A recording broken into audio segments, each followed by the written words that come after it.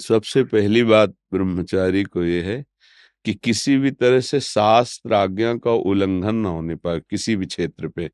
जैसे स्वाभाविक आकर्षण होता है पुरुष शरीर का स्त्री शरीर में, स्त्री शरीर का पुरुष शरीर में, और इस आकर्षण में यदि हम नजदीकीपन बनाए तो हम ब्रह्मचारी नहीं रह सकते हैं। जैसे किसी किसी के अन्य भी आकर्षण है, तो हमको अपनी मनोवृत्ति को देखना चाहिए कि काम संबंधी आकर्षण किधर है और उस दिशा से बचना चाहिए।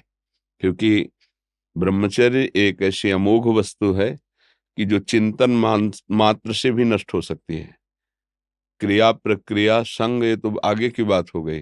जैसे हम गाढ़ काम चिंतन में हो गए, हमारे अंदर एक मनोवाह नाड़ी है, वो नाड़ी मथानी समझिए।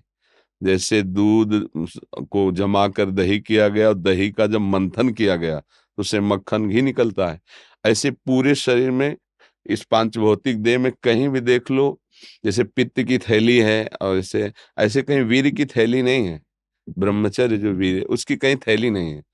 वो पूरे रक्त को वो मनोवाह नाड़ी मथानी की तरह चिंतन से, जब आपका कामोत्तेजित चिंतन हुआ तो मंथन कर देगी। अब मंथन कर दिया तो फिर लघु शंका में, स्वप्न दोष में किसी न किसी तरह वो निकल जाएगा।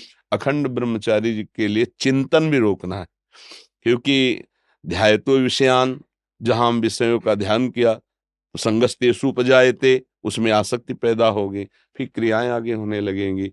तो हमारा जिधर कामाकर्षण है उनके संग से, उनके संभाषण से बचे। पहला, सबसे पहला कर्तव्य, जीवन में ब्रह्मचारी को कभी भी सानिध्य प्रगट में या एकांत में काम संबंधी चेष्टाओं का नहीं करना चाहिए। बिल्कुल किसी भी बहाने से संभाषण, किसी भी बहाने से स्पर्श, किसी भी बहाने से चित्र आदि देखना।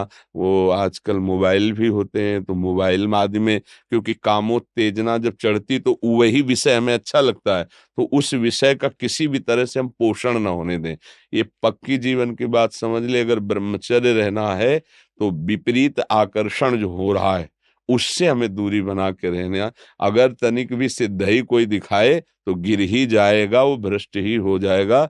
और जब ब्रह्मचर्य रहा जाता है तो उसको सुविधा माया देती है ब्रह्मचर्य नष्ट करने की, ये बैठालना चाहिए।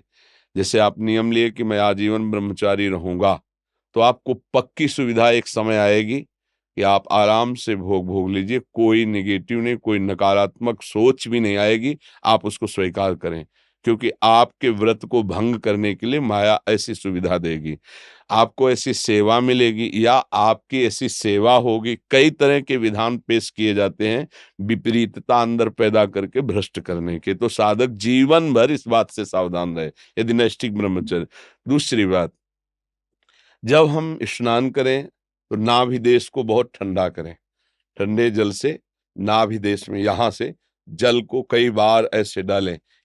और कभी भी किसी भी तरह से हम उन इंद्रियों को किसी भी तरह से ना छेड़ें जिनसे हमारा ब्रह्मचर्य नष्ट होता है।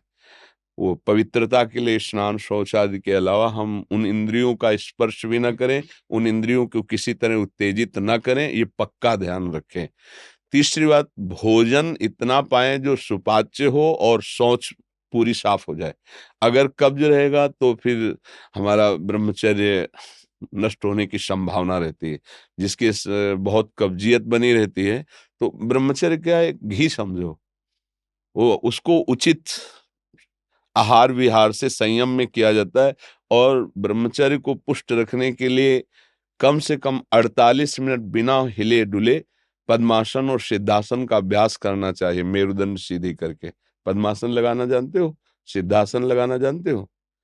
सिद्धासन, हाँ अभी यहाँ तो ऐसे नहीं बताया जा सकता ना, क्योंकि वो क्रिया है उसमें। गुदा द्वार और मूत्रेंदी द्वार के बीच की जगह में बाएं पैर की एड़ी होनी चाहिए, और मूत्रेंद्री के ऊपर दाहिने पैर की एड़ी ऐसे आती है, तब वो ऐसे सिद्धासन ऐसे होता है। ऐसे 48 मिनट बिना हिले डुले सिद्धासन और पद्मासन का अभ्यास करे, आहार शुद्ध रखे, तो ब्रह्मचर्य ऊर्ध्वरेता होता है।